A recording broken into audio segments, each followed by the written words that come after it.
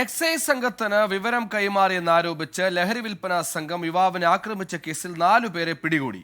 മാരായമുട്ടം സ്വദേശി സുജിത് രാജ്, അച്ചു, ജോണി, വിരിൻ എന്നിവരെയാണ് പാറശാല പോലീസ് പിടികൂടിയത്.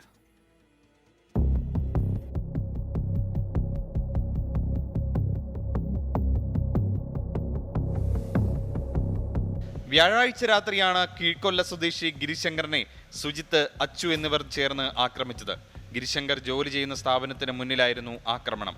സ്റ്റീൽ കമ്പി കൊണ്ട് തലയിലടിച്ചും കുത്തിക്കൊലപ്പെടുത്താൻ ശ്രമിക്കുകയും ചെയ്തു.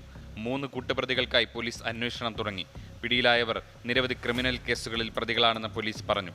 പിടിയിലായ സുജിത്തിനെ 2023 ജൂൺ മുതൽ ഡിസംബർ വരെ കാപ്പ കേസിൽ ഉൾപ്പെടുത്തി ജില്ലയ്ക്ക് പുറത്തേക്ക് നാടുകടത്തിയിരുന്നു. 2ാം പ്രതി അച്ചുവും നിരവധി കേസുകളിൽ പ്രതിയാണ്. ഇയാൾ പ്രതിയായ പോക്സോ കേസിൽ വെള്ളിയാഴ്ച വിധി പറയാനിരിക്കുകയാണ്. പാറശാല SHOയുടെ നേതൃത്വത്തിലുള്ള പോലീസ് സംഘമാണ് പ്രതികളെ പിടികൂടിയത്. 24 തിരുവനന്തപുരം.